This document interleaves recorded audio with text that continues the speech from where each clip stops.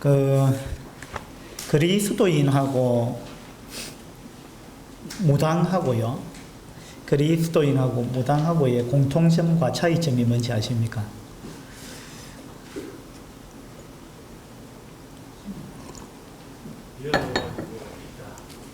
뭐라고요? 영을 가지고 있다. 아, 영을 가지고 있다.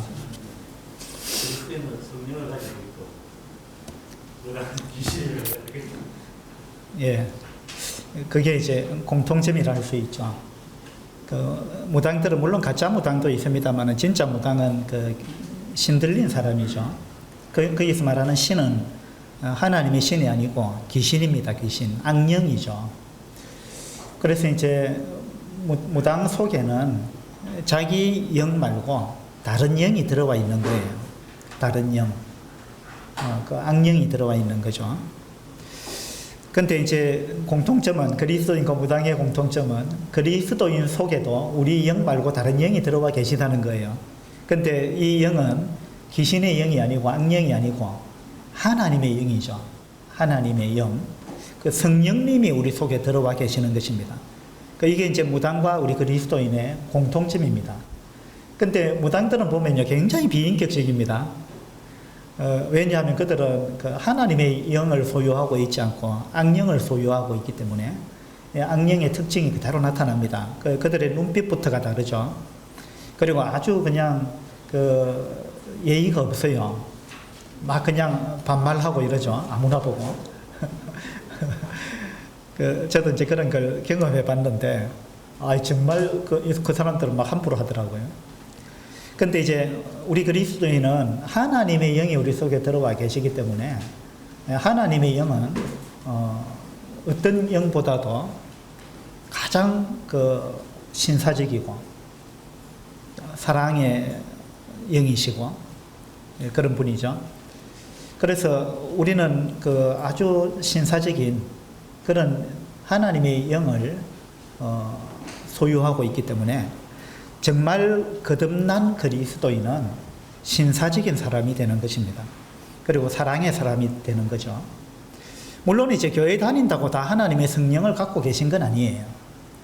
교회는 다니지만 아까 이제 무당도 진짜 무당이 있고 가짜 무당이 있다 이랬는데 그리스도인도 마찬가지입니다. 그리스도인도 진짜 그리스도인이 있고 가짜 그리스도인이 있어요. 그럼 뭘로 분별하느냐? 그 로마서 8장에 보면요. 한번 펴볼까요?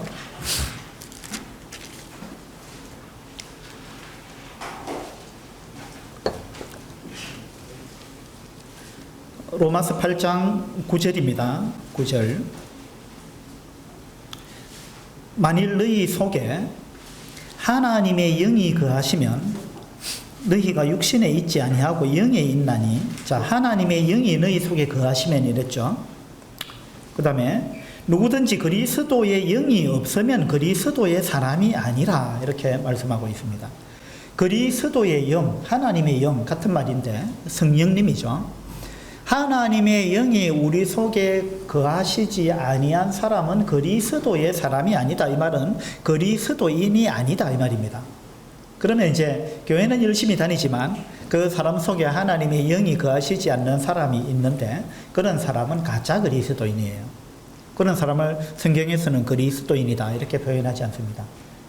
그래서 이제 가짜 무당도 있고 진짜 무당도 있듯이 진짜 그리스도인도 있고 가짜 그리스도인도 있다는 것입니다. 그것은 그 사람이 얼마나 착한 삶을 사느냐 그걸 갖고 판단하는 게 아니에요. 물론 그것도 이제 간접적인 판단 기준은 되겠습니다만은 정확한 기준은 뭐냐 하면 그 사람 속에 하나님의 영이 계시느냐 안 계시느냐 이제 그것이 핵심이죠. 우리 이제 무당도 아니고 그리스도인도 아니다 이런 사람들은 어떤 사람이냐면 자기 몸 속에 영이 있긴 있는데 자기 영밖에 없는 사람이에요. 자기 영. 그런데 자기 영혼이, 자기의 영이 하나님께서 처음에 우리한테 이제 영을 불어넣어 주셨을 때는 그때는 잘못된 부패한 영이 아니었는데 그런데 아담과 하와가 하나님을 반역하고 죄를 짓고 사탄을 따르게 됨으로 인해 가지고 우리 사람 속에, 아담의 몸 속에 죄가 들어왔습니다. 죄가 들어옴으로 인해 가지고 아담의 그 영혼이 죄로 물들어 버렸어요. 그래서 죄로 물든 영혼을 성경에서는 육신이다 이렇게 이야기합니다. 육신. 우리 사람이 육신이 되었다. 자, 우리 사람이 하나님께서는 처음에 사람을 아주 고귀한 존재로 만드셨어요. 하나님을 닮은 영적인 존재, 굉장히 고귀한 존재로 우리 사람을 만드셨는데, 그런데 우리 사람이 변질되어 버렸다는 거예요. 왜? 죄로 인해 가지고 하나님을 떠났기 때문에. 하나님을 떠나서 죄인이 되어버렸고 우리 속에 죄가 침투해버렸다는 것입니다. 그래가지고 우리의 영혼이 죄로 물들었는데 이것이 이제 성경에서는 육신이다 그러거든요. 하나님이 우리를 영적인 사람으로 만들었는데 육신이 되어버렸다. 육신이 되어버렸다. 이렇게 이제 표현합니다. 이 육신을 또 다른 말로 하면은 타락한 본성을 의미한다. 이렇게 이야기할 수 있습니다. 타락한 본성. 그래서 우리 사람들은요, 그리스도인이 아닌 모든 사람들은요, 이 타락한 본성을 갖고 있습니다. 물론 우리 그리스도인 안에도 이 타락한 본성이 여전히 그대로 있습니다. 그렇지만 그리스도인이 아닌 사람들은 그 타락한 본성의 지배를 받고 있는 것이고, 우리 그리스도인은 뭐가 다르냐 하면 우리 속에 그와 같은 육신이 있고 타락한 본성이 있지만, 그러나 우리가 하나님의 영을 받았다는 것입니다. 우리 속에 타락한 본성만 있는 것이 아니고 하나님의 영이 우리 속에 들어와서 내 속에는 나의 타락한 본성도 있을 뿐만 아니라 거룩하신 사랑이신 하나님의 영이 내 속에 들어와서 함께 있다 이 말입니다. 이게 이제 거듭난 그리스도인의 모습입니다. 그래서 거듭난 그리스도인한테는 이 타락한 본성, 원래 나의 영혼과 그 다음에 하나님의 영, 성령이 함께 있는 거고, 귀신 들린 무당은 그 타락한 본성과 아울러 악령이 들어와 있는 겁니다. 그러면 무당도 아니고 그리스도인도 아닌 사람은 자기의 타락한 본성만 있는 거예요. 그래서 이 타락한 본성의 지배를 받고 살아갑니다. 그래서 우리 사람은요, 다 악한 존재예요. 왜냐하면 근본이 타락했기 때문에 그래요. 근본이 타락했기 때문에. 그래서 우리가 때때로 착한 일도 하죠, 물론. 그런데 그 착한 일조차도 하나님이 볼 때는 그건 착한 일이 아니에요. 왜냐하면 그건 타락한 본성 가운데 나온 것이기 때문에. 그리고 그것은 의도가 순수치 못한 거예요. 우리가 착한 일을 하는 의도를 가만히 생각해 보면 결국은 자기를 위해서 하는 거예요. 우리가 사랑하는 것도 결국은 자기를 위해서 사랑합니다. 이기적인 사랑이에요. 부부간의 사랑도 가만히 보면요, 굉장히 이기적인 사랑을 하고 있습니다. 나한테 뭔가 돌아오지 않으면 희생적인 사랑은 잘 안 한다는 거예요. 예. 우리 사람은 그만큼 병들었습니다. 아담이 죄인이 되고 난 이후로 아담의 후손들은 아담의 그 죄의 유전성을 그대로 지니고 우리는 태어나는 겁니다. 그래서 우리는 태어날 때부터 죄인으로 태어납니다. 태어날 때부터 우리는 죄인으로, 죄를 가진 상태로, 죄의 본성을 가진 상태로 태어난다 이 말입니다. 예. 그래서 우리는 거듭나야만 답이 있습니다. 거듭난다는 말은 우리 내 속에 있는 이 타락한 본성을 아무리 개선시키려고 해도 개선이 안 된다는 거예요. 그래서 이 타락한 이 본성 갖고는 안 되니까, 이거는 개선이 안 되니까 뭔가 다른 극단적인 조치가 필요한데, 그건 뭐냐면 하나님께서 하나님의 영을 우리 속에 주셔야만, 그때서야 비로소 우리한테 뭔가가 희망이 있는 것입니다. 그래서 그리스도인은 희망이 있습니다. 그리스도인이 아닌 사람은 나름대로 뭔가 노력은 하겠지만, 그러나 하나님이 볼 때 그건 절망적인 거예요. 그 희망이 없는 것입니다. 그래서 그리스도인은 변화의 소지가 있습니다. 그렇지 않은 사람은요, 이 거듭나지 아니한 사람은, 우리 속에 성령이 들어오시지 아니한 그런 사람은 아무리 노력해도 늘 작심삼일입니다. 그리고 이 개선의 소지가 없는 것입니다. 그래서 그리스도인이 된다는 것은 굉장히 복받은 것이죠. 우리 속에 신사적인 하나님의 영, 사랑의 영이 우리 속에 들어와 있기 때문에 그렇습니다. 여러분 속에는 성령님이 계십니까? 네. 진짜예요? 네. 언제 들어오셨어요, 성령님이? 예. 그리스도인이 우리 속에 있어야만 우리는 그리스도인입니다. 로마서 8장에 보니까, 그죠? 성령님이 내 속에 안 계시면 우리는 그리스도인이 아닙니다. 그죠? 예. 근데 이제, 그러면 성령님이 언제 어떻게 우리 속에 들어오셨는가? 언제 어떻게 들어오셨는가? 이 부분에 대해서 오늘 좀 생각해 보려고 합니다. 사도행전 8장을 보겠습니다.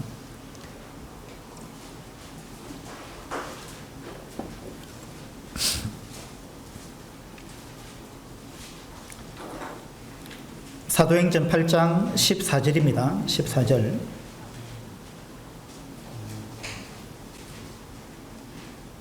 사도행전 8장 14절.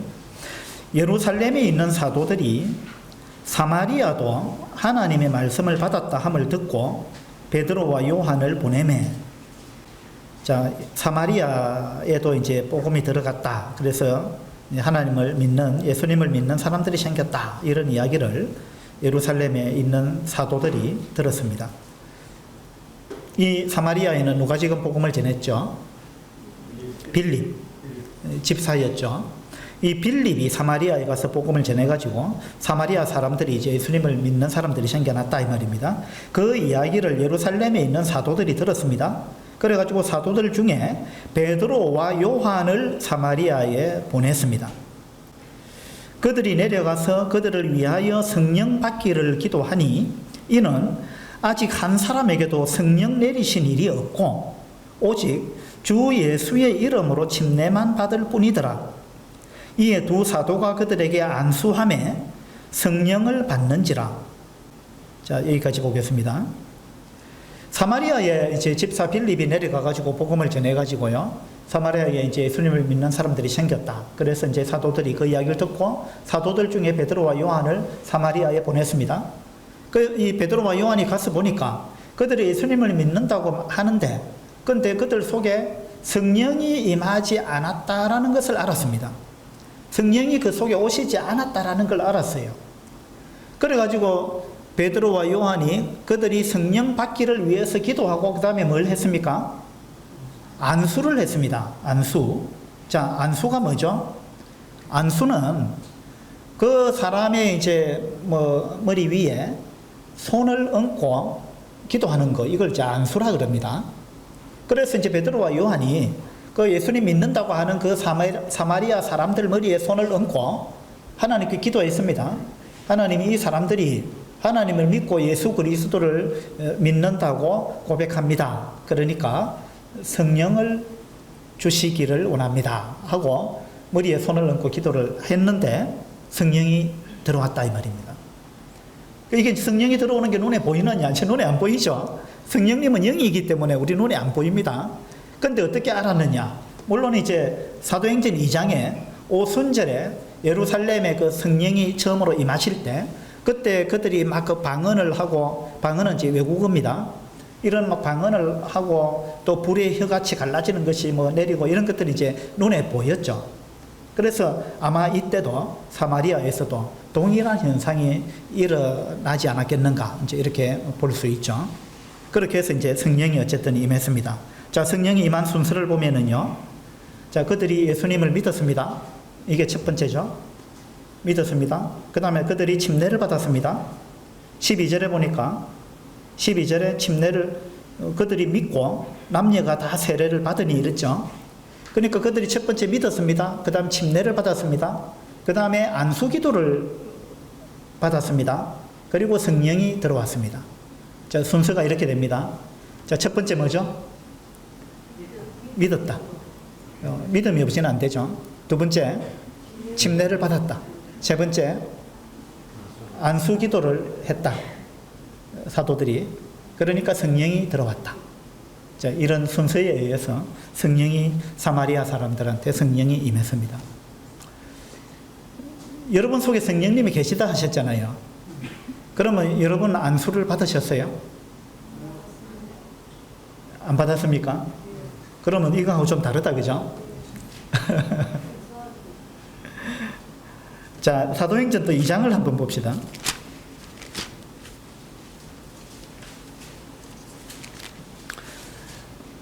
사도행전 2장 37절입니다. 2장 37절. 그들이 이 말을 듣고 마음에 찔려 베드로와 다른 사도들에게 물어 이르되 형제들아 우리가 어찌할꼬. 베드로가 이제 성령 충만한 가운데서 예루살렘에서 막 복음을 전했습니다. 수많은 군중 앞에서. 그래서 그들이 이 말을 듣고 마음에 찔림을 받았습니다. 너희들이 죽인 그 예수, 그분이 바로 하나님의 아들이다. 이제 이 말씀을 전한 거예요. 그러니까 그들이 마음에 찔렸습니다. 그래서 이제 우리가 어찌해야 하느냐, 우리가 어찌할꼬, 이렇게 이제 물었습니다. 38절에 베드로가 이르되 너희가 회개하여 각각 예수 그리스도의 이름으로 침례를 받고 죄 사함을 받으라. 그리하면 성령의 선물을 받으리니 이랬습니다. 자, 사도행전 8장은 이제 사마리아 사람들한테 성령이 어떻게 임했는가라는 걸 보여주고 있습니다. 이 사도행전 2장은 유대인들한테는 성령이 어떻게 임했는가라는 걸 보여줍니다. 이 유대인들한테 성령이 임하는 절차를 보면 첫 번째 그들이 회개하고 침례를 받았습니다. 회개하고 침례를 받는다. 이거는 유대인들한테 있어서 이 회개와 침례는 굉장히 중요한 의미를 갖고 있습니다. 왜냐하면 그들이 예수 그리스도를 십자가에 못 박아 죽인 사람들이기 때문에 그래요. 그들이 예수 그리스도를 죽였단 말이에요. 하나님의 아들을 죽였습니다. 유대인들은 이 죄에 동참한 자들이에요. 물론 우리도 어떤 면에서 동참했지만 유대인들은 직접적으로 예수님을 십자가에 못 박아 죽인 당사자들이에요. 그래서 그들이 예수님을 믿기 위해서는 회개를 해야 됩니다. 회개한다는 말은 이 예수님을 못 박아 죽인 그 죄에서 돌이켜야 된다는 거예요. 거기서 돌아서야 된다 이 말입니다. 그래서 거기서 돌아서서 침례를 받는다 이 말은 뭐냐 하면 침례는 자기의 죽음을 의미하거든요. 그러니까 회개하고 침례를 받는다는 말은 그 유대인들의 그 죄 가운데서 거기서 돌아서서 나와야 된다 이 말이에요. 유대인들의 죄는 유대인들이 다른 죄들도 많이 있지만 그들이 하나님의 아들을 십자가에 못 박아 죽였다는 이 죄, 이거 엄청난 죄죠. 그래서 이 죄에서 그들은 돌아서야 되는 거예요.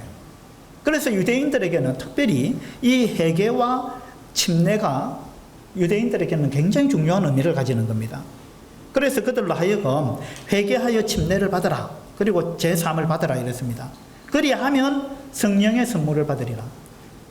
그래서 이 유대인들이 지금 성령을 받는 거하고 사마리아인들이 성령을 받는 거하고는 좀 차이가 있습니다. 어떤 차이가 있어요? 유대인들이 성령을 받는 거는 회개와 침례와 그러고 나서 성령을 받았는데 안수가 없습니다. 그죠? 안수는 안 했습니다. 근데 사마리아인들은 안수를 필요로 했다 이 말입니다. 그 사도들이 안수가 필요했다는 거예요. 이런 차이가 있습니다. 그 다음에 사도행전 10장으로 또 한번 가보죠.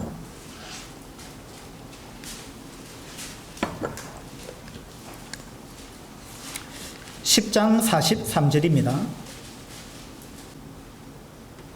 10장 43절에 그에 대하여 모든 선지자도 증언하되 그를 믿는 사람들이, 그는 예수님입니다. 예수님을 믿는 사람들이 다 그의 이름, 예수님의 이름을 힘입어 죄 사함을 받는다 하였느니라 하고 복음을 전했습니다. 베드로가 이 복음을 전했죠. 누구한테 복음을 전했습니까?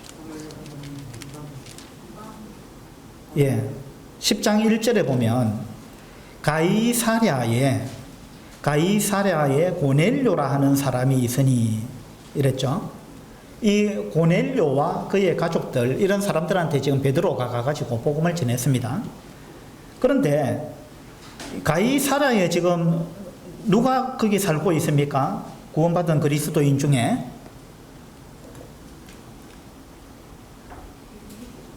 맞아요. 빌립이 거기 살고 있잖아요. 빌립이. 8장을 한번 볼까요?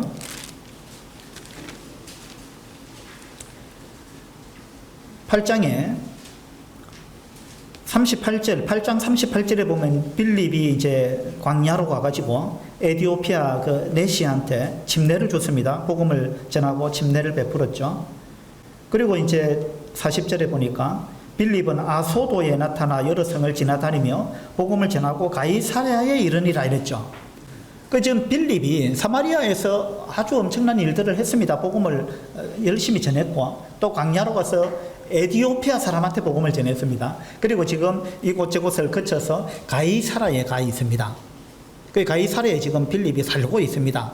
나중에 바울이 전도 여행하고 돌아왔을 때도 가이사랴에서 이 가이사랴에 빌립의 집에서 머물고 이런 장면이 나오죠.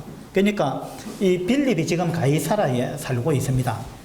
그런데 10장에 가서 보니까 이 가이사랴에 고넬료라 하는 사람이 있었는데 이 사람은 이달리아 부대라 하는 군대의 백부장이다 이랬습니다. 이 백부장은 지금으로 치면 이제 중대장 정도 됩니다. 100명의 부하를 거느린 사람인데 그래서 이달리아 부대의 백부장인데 이 사람은 로마 사람이에요. 이방인입니다. 이방인. 근데 이 이방인이 가이사랴에서 군인으로서 장교로서 근무를 하고 있는데 이 사람이 예수님에 관해서 관심을 갖기 시작한 겁니다. 그래서 성령께서 이 사람한테 복음 전할 사람을 지금 보내야 되겠는데 거기에 빌립이 있잖아요. 복음을 잘 전하는 빌립이 있잖아요. 그 빌립을 보내면 되는데 성령님께서 빌립을 보낸 게 아니에요. 누구를 보냈습니까? 베드로를 보냈습니다. 왜 그렇게 했을까요? 자, 5절에 보면요. 10장 5절에 네가 지금 사람들을 욥바에 보내어 베드로라 하는 시몬을 청하라 이랬습니다. 욥바에 가면 베드로라는 사람이 있다. 그 사람을 데려와라.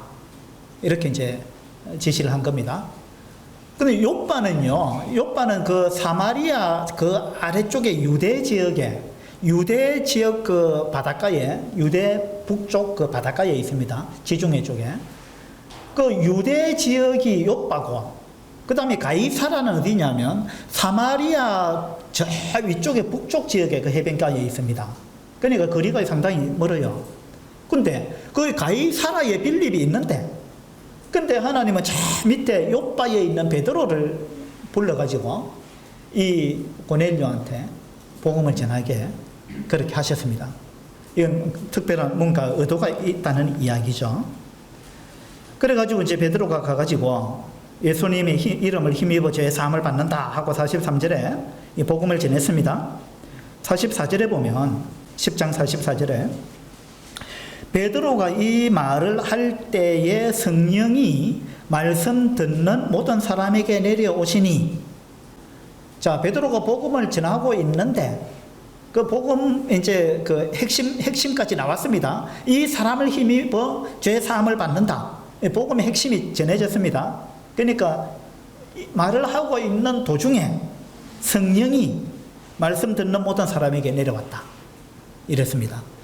물론 그들이 믿었기 때문에 성령이 임하신 거죠. 이 베드로가 전한 이 복음을 그들이 믿었습니다. 그 믿는 순간, 그들에게 믿음이 딱 생기는 그 순간, 아, 예수님, 그분이 십자가에서 돌아가신 그분이 바로 하나님의 아들이 맞구나. 그리고 그분이 내 죄 때문에 죽으셨구나. 그래서 내 죄를 그분이 다 갚았구나. 이것을 그들이 믿은 거예요. 그 믿음이 딱 생기는 순간 성령이 그들 속에 들어왔다는 거예요. 그 다음에 46절에 보니까 45절을 봅시다. 베드로와 함께 온 할례 받은 신자들이, 예루살렘에서 온 사람들이죠. 베드로와 함께 함께 온 할례 받은 신자들, 유대인들이죠.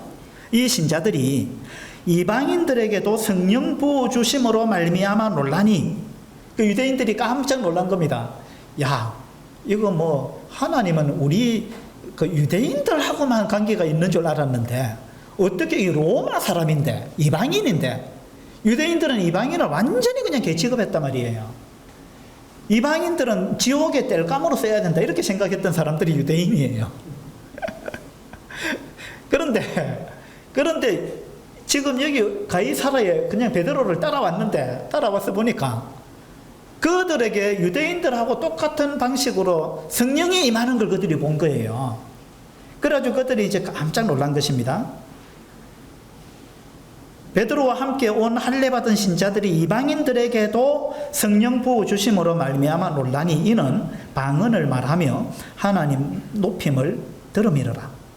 그래서 처음에 사도행전 2장에서 유대인들한테 성령이 임할 때 있었던 그 방언이라든지 막 이런 현상들이 여기 가이사라에서도 그대로 일어났다 이 말입니다. 예. 그래서 47절에 보니까 이에 베드로가 이르되 이 사람들이 우리와 같이, 자 똑같아 이 말입니다. 이 사람들이 우리와 같이 성령을 받았으니 누가 능히 물로 침례 베품을 금하리요 하고 명하여 예수 그리스도의 이름으로 침례를 베풀라 하니라. 자 여기 이제 가이사라에서는 이 순서가 어떻게 됩니까? 그들이 말씀을 들었습니다. 믿었습니다. 성령이 임했습니다. 그런 다음에 침례를 받았습니다. 맞죠? 이 순서가 좀 다르죠? 왜 이렇게 성경이 뭐가 다릅니까? 이게 앞뒤가. 자, 사도행전 19장을 한번 봅시다.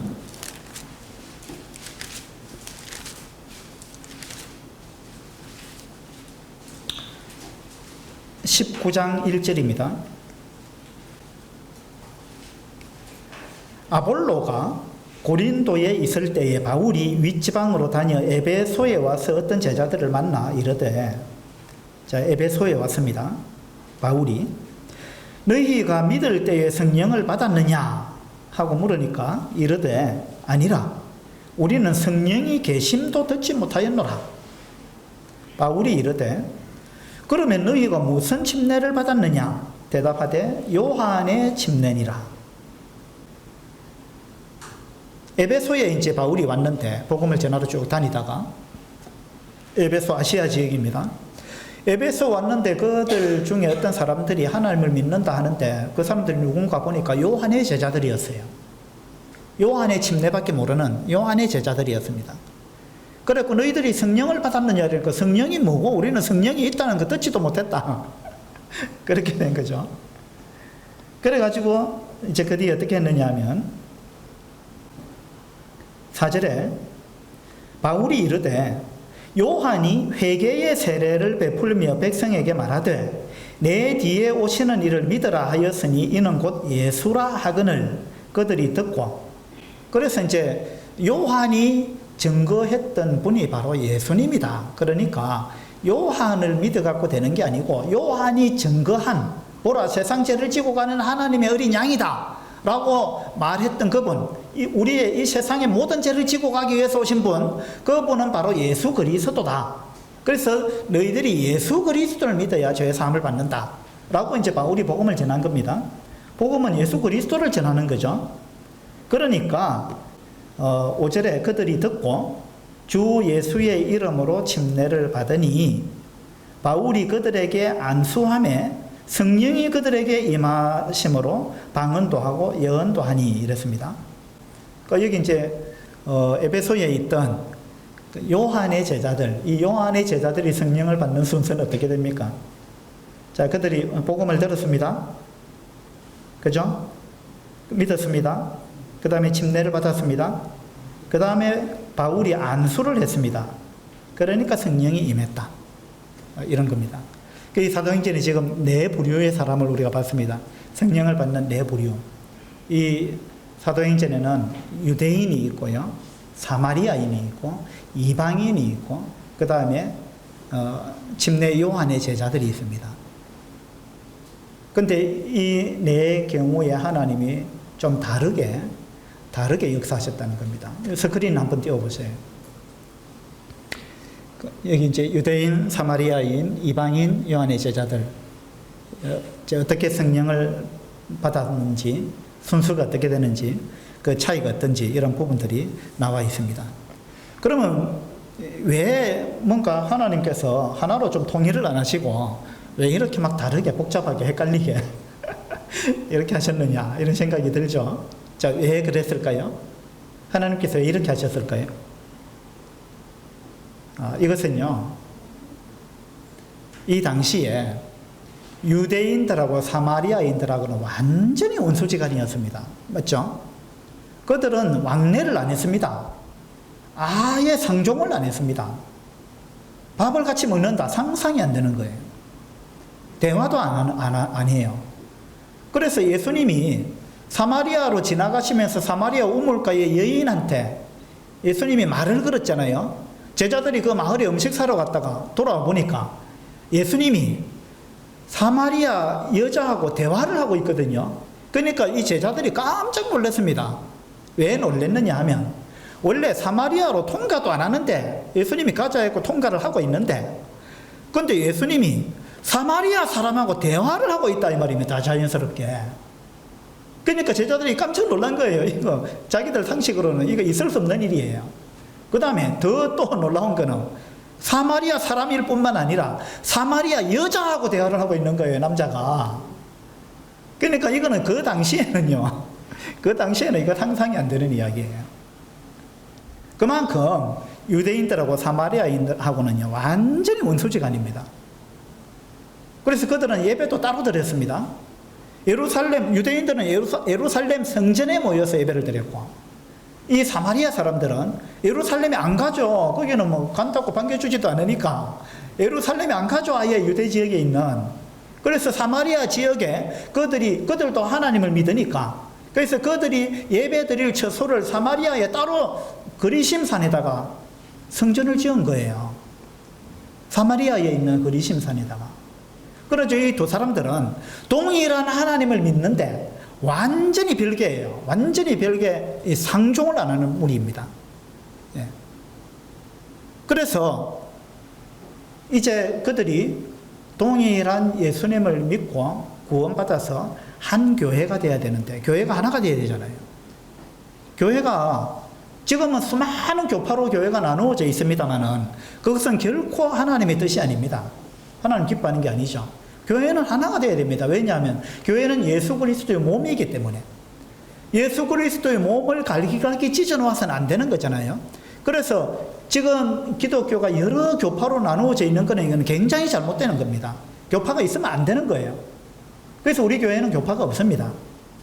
왜냐하면 우리는 이 성경대로 하기 위해서.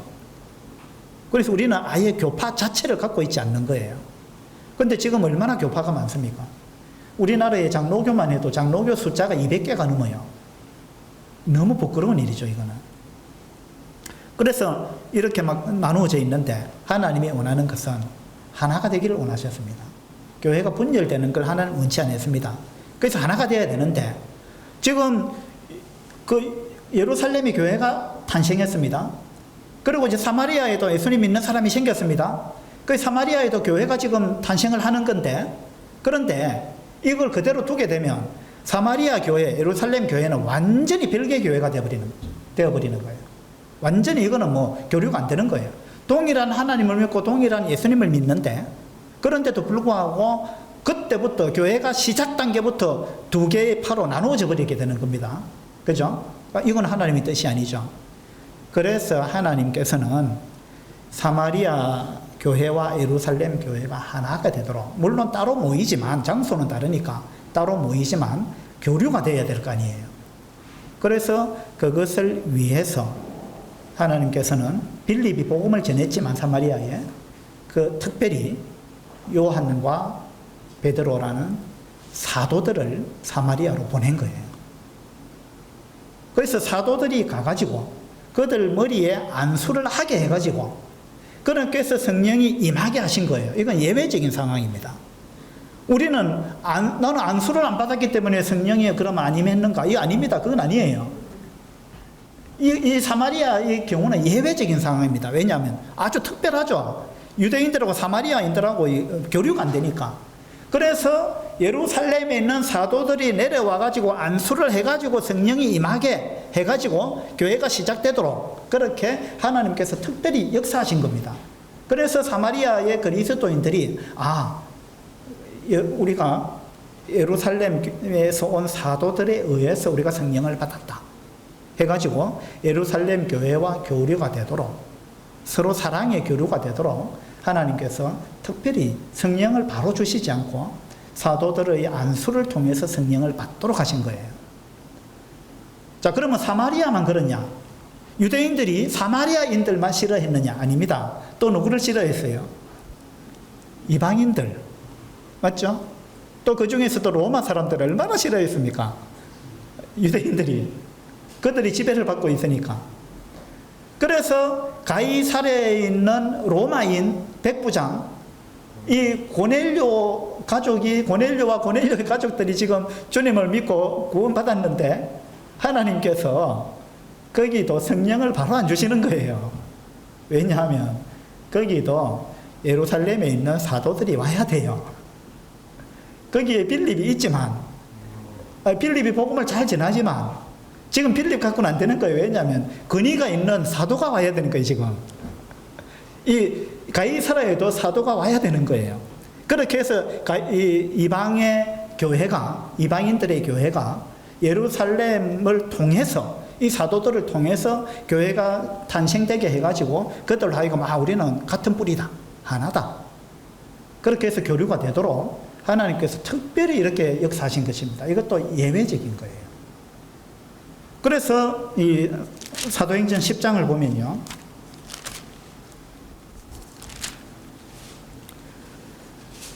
아까 읽었는데 10장 45절입니다. 45절. 베드로와 함께 온 할례 받은 신자들이, 이 유대인들이 이방인들에게도 성령 부어 주심으로 말미암아 논란이, 이랬죠. 그래서 이제 베드로만 온 게 아니라 베드로와 함께 유대인들 중에 구원받은 그리스도인들이 함께 온 거예요. 와서 그들 눈으로 이걸 보게 만든 거예요, 하나님이. 그래가지고 아까 사마리아인들도 우리가 사도들을 통해서 우리가 이제 성령을 받았다, 그래서 이 교류가 되도록 하셨는데, 여기도 마찬가지입니다. 이 가이사라에도, 가이사라에 있는 이방인들도 우리가 예루살렘에 있는 교회를 통해서, 그 사도들을 통해서 우리가 성령을 받았고 우리는 하나다, 한 뿌리다, 이걸 그 이방인들도 느낄 뿐만 아니라 베드로를 비롯해서 베드로와 함께 간 그 유대인들, 사마리아인과 이방인을 그토록 싫어하는 그 유대인들이, 그 유대인들 눈으로 우리가 하나라는 걸 하나님이 보여주신 거예요. 그래서 이 함께 간 유대인들의 마음이 드디어 열리기 시작한 거예요. 사마리아인과 이방인을 향해서 완전히 문이 닫혀 있던 그들이 이런 일을 통해서 이런 게 아니구나, 하나님은 이방인도 사랑하시는구나, 하나님은 사마리아인도 사랑하시는구나, 성령은 사마리아인한테도 임하시고 이방인한테도 임하시는구나, 이걸 유대인들로 하여금 하나님께서 보게 하셨습니다. 그 다음에 11장으로 가보면요, 11장 15절입니다. 15절. 내가 말을 시작할 때에, 베드로가 하는 말입니다. 내가 말을 시작할 때에 성령이 그들에게 임하시기를, 베드로가 복음 전하고 있는 도중에 성령이 임했다고 아까 봤죠. 이건 이제 예루살렘 교회에 와가지고 좀 보고하는 것입니다. 내가 말을 시작할 때에 성령이 그들에게 임하시기를 처음 우리에게 하신 것과 같이 하는지라. 사도행전 2장에 우리 유대인들이 성령을 받을 때하고 똑같은 일이 일어났다, 베드로가 지금 그걸 보고하고 있는 겁니다. 그 다음에 16절에 내가 주의 말씀에 요한은 물로 침례를 베풀었으나 너희는 성령으로 침례를 받으리라 하신 것이 생각나노라. 그런즉 하나님이 우리가 주 예수 그리스도를 믿을 때에 주신 것과 같은 선물을 그들에게도 주셨으니 내가 누구이기에 하나님을 능히 맡겠느냐, 이랬습니다. 그러니까 18절에 그들이 이 말을 듣고 잠잠하여 하나님께 영광을 돌렸다. 유대인들이 이제 할 말이 없어져 버린 거예요. 그들이 잠잠했다는 거예요. 왜? 하나님이 이렇게 성령을 주셨는데, 베드로가 하는 말이 내가 어떻게 그걸, 내가 누구이기에 하나님이 하시는 일을 내가 막을 수가 있느냐. 그래서 이거는 하나님의 역사다. 우리는 하나다. 우리는 한 뿌리다. 교회는 하나다. 이방인이든 사마리아인이든 유대인이든 누구든지 간에 우리는 동일한 성령을 가지고 있다. 동일한 성령. 그래서 우리는 하나다 라는 것을 이제 이렇게 하나님께서 보여주셨고, 이로 인해 가지고 예루살렘 교회에 있는 모든 구원받은 유대인들이요, 입을 닫아버린 거예요. 잠잠해졌다. 할 말이 없는 거예요, 이제. 이렇게 해서 하나님께서 유대인 교회와 이방인 교회, 사마리아인 교회, 이걸 다 하나로 하나님께서 만드셨습니다. 이걸 하기 위해서 하나님께서 성령을 바로 주신 게 아니고, 또 이런 어떤 이 사도들을 통해서 받게 하시고, 안수를 통해서 받게 하시고, 뭐 이런 어떤 일들을 하셨다는 것입니다. 19장에 나오는 그 요한의 제자들도 마찬가지입니다. 이 요한의 제자들, 예수님의 제자들 따로 있었거든요. 그 물론 이제 요한의 제자들 중에 일부가 예수님을 따라간 제자들도 있지만, 안 따라가고 남아 있었던 제자들도 있거든요. 그러니까 이 요한의 제자들도 결국은 하나가 되어야 되기 때문에, 그래서 요한의 제자들에게도 이 사도들이 와가지고 안수를 해가지고 성령을 받도록 하나님께서 이렇게 역사하셨습니다. 그러면은, 자, 스크린에 보면 성령을 받는 이제 좀 다른 이런 네 부류가 지금 나와 있는데, 우리는 이 네 부류 중에서 어디에 해당할까요? 이방인. 예, 이방인. 사도행전 10장에 나오는 고넬료가 이제 성령을 받는 그것이 우리하고 같은 겁니다. 같은 케이스예요. 그러면은 고넬료와 그 가족들은 성령을 언제 받았습니까? 말씀을 듣고 믿음이 딱 생기자마자 성령을 받아버린 거예요. 이것이 지금 우리 이 시대, 교회 시대의 표본이에요. 자, 우리는 성령을 어떻게 받느냐? 지금 이 시대에 우리는 어떻게 성령을 받느냐? 그 본은 10장에, 사도행전 10장에 있는 것이 우리의 본이라는 거예요. 그러면 우리는 성령을 어떻게 받느냐? 자, 침례를 먼저 받아야 성령을 받느냐? 아닙니다. 안수를 받아야 성령을 받느냐? 아니에요. 그럼 우리는 언제 어떻게 성령을 받느냐? 고넬료와 고넬료의 가족들이 했던 것처럼 복음을 듣고 믿음이 딱 생기는 순간, 믿음이 생기는 순간 성령이 들어오시는 거예요. 아까 베드로가 말씀을 전하고 있는 중에 성령이 임하셨잖아요. 이것이 지금 우리한테 적용되는 케이스입니다. 예. 그래서 방금 11장에도, 사도행전 11장에도 보니까요, 17절에 보세요. 그런즉 하나님이 우리가 주 예수 그리스도를 믿을 때에 주신 것과 같은 선물을, 자, 믿을 때 성령을 이제 주셨다. 그죠? 그 다음에 사도행전 19장에도 가보면 19장 2절에 이제 요한의 제자들한테 바울이 한 말인데, 19장 2절에 보면 이르되 너희가 믿을 때에 성령을 받았느냐? 자, 이것이 정상이라는 겁니다. 성령은 언제 받느냐 하면 믿을 때 받는 것입니다.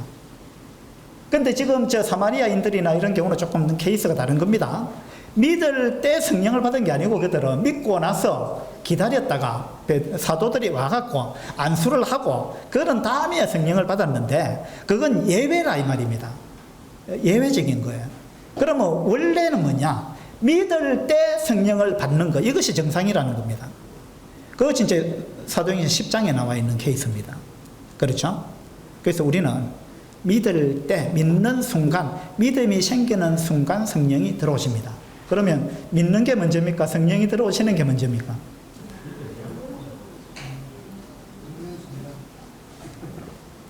예, 뭐가 먼저일까요? 예, 그 이제 뭐 우리가 말로 표현하자면은 믿으면 성령이 들어오신다. 믿자마자 믿는 순간 성령이 들어오신다. 그 이제 믿어야 성령이 들어오시죠. 근데 이건 동시에 일어나는 거예요. 동시에. 그래서 이게 이제 바퀴가 이렇게 돌면은요, 자전거 바퀴가 이렇게 돌아가면 자전거 바퀴에 이렇게 살들이 있잖아요. 그러면 이게 1번 살, 2번 살, 3번 살, 4번 살 했을 때 1번 살이 돌고 나서 2번 살이 돌아갑니까? 아니요. 그러면요, 같이 도는 거예요. 같이 딱 돌기 시작하면 같이 도는 거예요. 맞죠? 이 원리와 같습니다. 믿음이 딱 생기는 순간, 믿음이 움직이는 순간 성령이 함께 우리 속에 들어오신 거예요. 동시에 일어난 것입니다. 에베소서 1장을 한번 보도록 합시다. 에베소서 1장 13절입니다. 13절.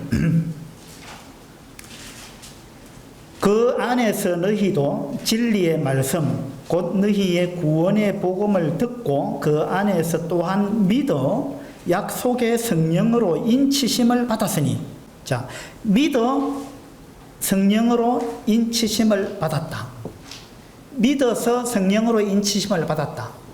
이걸 이제 원어로 보면요, 이게 동시에 난다는 뜻입니다. 원어로 보면 그런 의미예요. 그래서 믿자마자 성령으로 인치심을 받았다. 믿는 순간, 믿음과 동시에 이런 의미를 갖고 있는 게 이 에베소서 1장 13절의 내용이에요. 그래서 이제 우리는 믿는 순간 성령이 우리 속에 들어오셨습니다. 그게 구원받은 그리스도인이에요. 그러면 우리 속에 들어오신 성령님이 언제까지 우리 속에 계시는 거예요? 그 성령을 근심케 하기 전까지 우리 속에 계시는 거죠. 아닙니까? 그 에베소서에 보면 성령을 근심케 하지 말라 이런 말씀이 나옵니다. 예? 성령을 근심케 하지 말라 그랬죠. 그러면 우리 속에 성령님이 계신다. 이거는요, 우리가 가만히 생각해 보면 너무 놀라운 겁니다.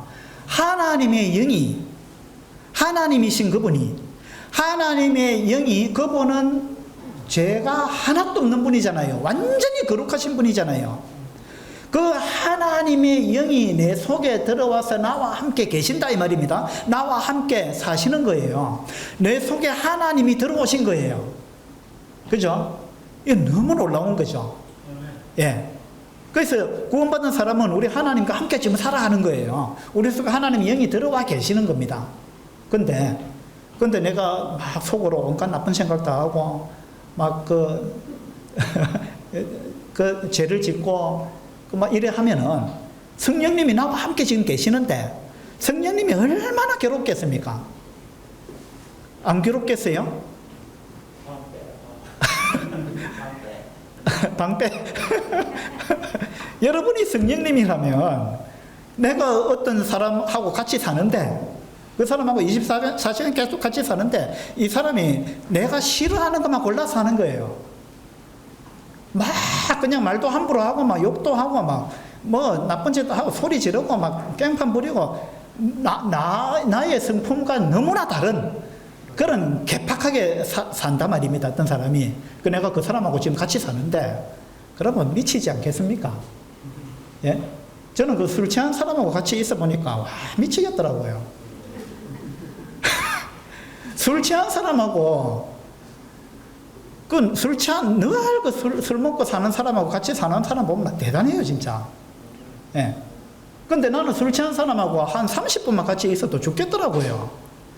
얼마나 괴롭히는지 막 했던 말 또 하고 막 말도 안 되는 소리를 하고 안 들어주면 또 서운하고 들어주자니 미치겠고 예의도 없고 소리는 질러서 하고 막 예, 한번 생각해 보세요. 막 침을 틱틱 뱉고 막 가래침을 뱉고 담배 피워서 하고 막 냄새 나고 와, 이 술 취한 사람하고 대화가 안 되는 술 취한 사람하고 내가 같이 있다는 거 정말 괴롭더라고요.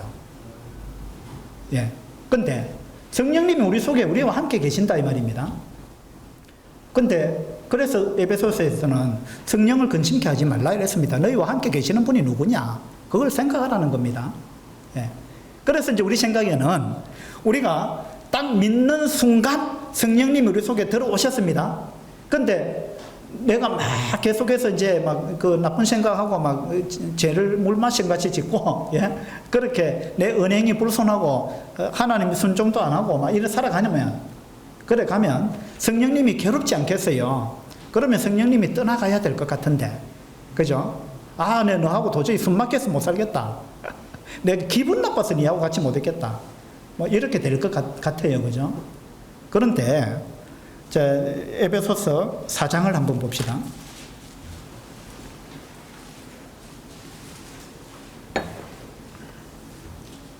에베소서 4장 30절 보시면 하나님의 성령을 근심하게 하지 말라. 자, 우리 속에 성령님이 계시다 이걸 인식하라는 겁니다.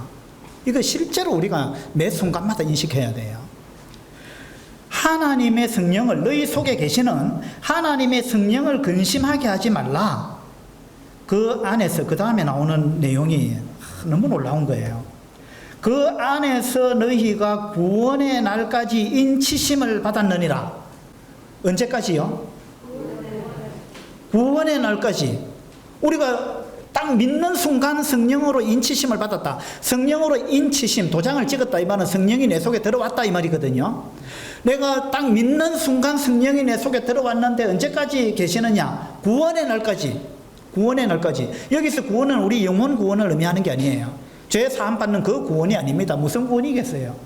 이건 몸의 구원입니다. 우리가 이미 영혼이 구원 받았지만 그러나 우리의 몸이 죄로부터 완전히 벗어나는 그 구원이 있잖아요. 그것은 우리 몸이 변화되는 그때입니다. 또는 우리가 죽기 전에 주님 안 오시면 나중에 우리가 부활할 때 그때 이야기거든요. 그러니까 너희 속에 계신 성령을 근심케 하지 말라. 너희가 그 안에서 구원의 날까지 인치심을 받았다. 그 말은 뭐냐면 너희가 성령을 근심케 하게 되면 성령님이 너희가 구원의 날까지 네 몸이 변화되고 부활하는 그때까지 너희 속에 함께 계시는 건데 얼마나 괴롭겠느냐. 그러니까 성령을 근심케 하지 마라. 갈 수도 없고 떠나갈 수도 없고 부부로 치자면 이혼도 할 수 없고 끝까지 살긴 살아야 되는데 괴롭다 이거면 너무 괴롭다는 거예요. 그게 얼마나 놀라운 거예요. 인치심을 믿는 그 순간 성령이 들어오셨는데 언제까지 계시느냐? 구원의 날까지. 구원의 날까지 계신다. 이게 우리 구원받은 사람들의 복이에요. 하나님께서 우리에게 이와 같은 복을 주셨습니다. 그래서 우리는 주님을 믿는 그 순간 우리는 성령을 받았습니다. 얼마나 감사한 겁니까? 우리가 성령님과 함께 산다는 것 얼마나 놀라운 겁니까? 그래서 아직까지 내 속에 성령님이 안 들어오셨다, 나는 아직 정확한 믿음이 없다, 이런 분은요 빨리 정확한 믿음을 가지시고 성령님과 함께 사는 그 복을 누리시게 되기를 바라고, 또 이미 구원받으신 우리 성도님들은 내 속에 성령님이 늘 함께 계시는데 내가 어떻게 살아야 될 것인가, 내가 성령을 계속해서 근심케 해서는 안 되겠다, 이러한 다짐을 할 수 있는 시간이 되면 좋겠다, 이런 생각이 듭니다. 기도합시다. 아버지 하나님, 우리의 믿음을 보시고 우리 속에 주님의 거룩한 영을 보내주신 것 참으로 감사합니다. 우리가 무엇이라고 하나님께서 우리에게 그와 같은 큰 복을 주셨습니까?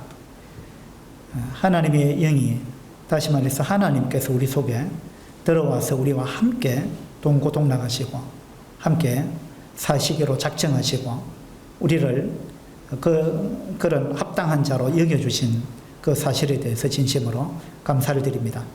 우리 가운데 아직 주님을 영접하지 못한 분이 계시다면 하나님께서 이와 같은 복을 속히 허락해 주시고, 또 우리 구원받은 성도들이 참 성령님을 근심케 하지 해서는 안 되겠다는 그런 마음을 가질 수 있도록 도와주시기 바랍니다. 감사드리며 우리 주 예수 그리스도 이름으로 기도합니다. 아멘.